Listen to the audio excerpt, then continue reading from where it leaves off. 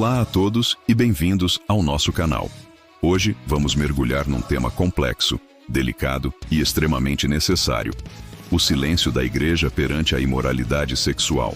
Porque, em tantos casos, instituições que deveriam ser faróis de moralidade parecem fechar os olhos para os desvios que acontecem dentro de suas próprias paredes? Essa é a questão que vamos explorar juntos. Primeiro, é crucial entender que estamos a falar de um padrão de comportamento, não de casos isolados. Quando líderes religiosos, pastores ou figuras de autoridade espiritual se envolvem em escândalos, a resposta institucional muitas vezes segue um roteiro previsível: negação inicial, minimização do dano, proteção da reputação da instituição e, por fim, o silenciamento das vítimas. Mas por quê?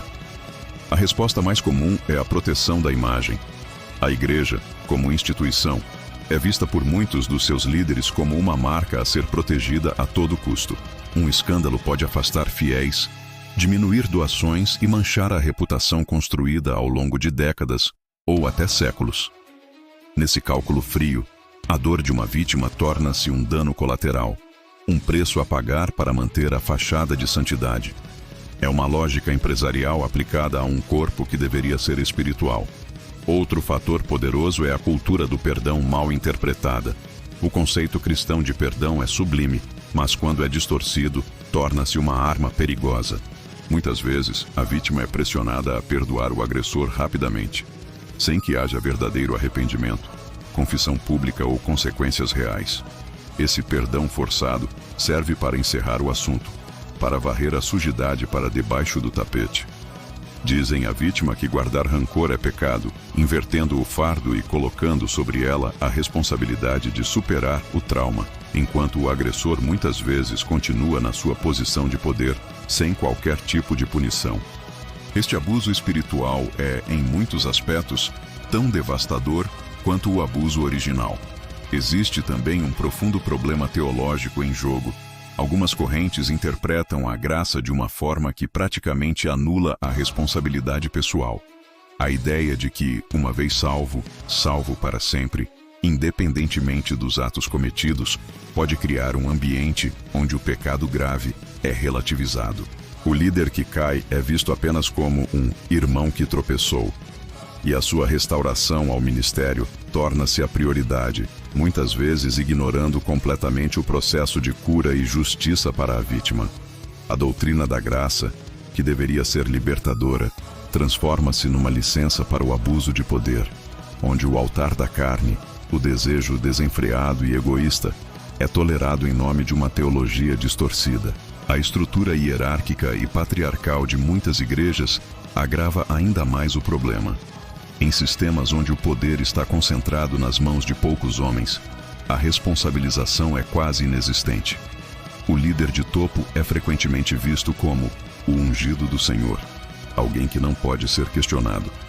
Criticar ou expor o pecado de um líder é equiparado a atacar o próprio Deus. Esta mentalidade cria um culto à personalidade e um sistema de lealdade cega que protege os abusadores e pune os que ousam falar a verdade. As vozes das vítimas, muitas vezes mulheres ou jovens, são facilmente descartadas como mentirosas, tentadoras ou insubmissas. Além disso, temos o medo do escândalo e do impacto no evangelismo. A lógica é: se este escândalo se tornar público, como poderemos pregar o evangelho? As pessoas vão perder a fé. Esta é uma desculpa que coloca a reputação da organização acima da verdade e da justiça. Mas que tipo de evangelho é este que se sustenta sobre o silêncio e a injustiça? O verdadeiro evangelho não teme a verdade. Pelo contrário, a verdade é o seu fundamento. Jesus nunca evitou a confrontação com a hipocrisia religiosa do seu tempo. Ele virou as mesas no templo, não as escondeu para proteger a imagem do judaísmo. O que acontece quando a igreja se cala? As consequências são devastadoras. Primeiro, para as vítimas. Elas sofrem um duplo trauma: o abuso em si e a traição pela comunidade que deveria protegê-las. Sentem-se abandonadas, culpadas e silenciadas. Muitas perdem a fé, não em Deus, mas na instituição que alega representá-lo. O lugar que deveria ser um refúgio de cura torna-se a fonte da sua maior dor. A sua jornada espiritual é muitas vezes interrompida de forma brutal. Segundo, a própria igreja sofre. Ao tolerar o pecado no seu meio, ela perde a sua autoridade moral e espiritual. Como pode uma igreja pregar contra a imoralidade do mundo se ela mesma está a esconder podridão nos seus próprios altares? O sal perde o seu sabor. A luz apaga-se. A igreja torna-se irrelevante e hipócrita aos olhos de um mundo que observa.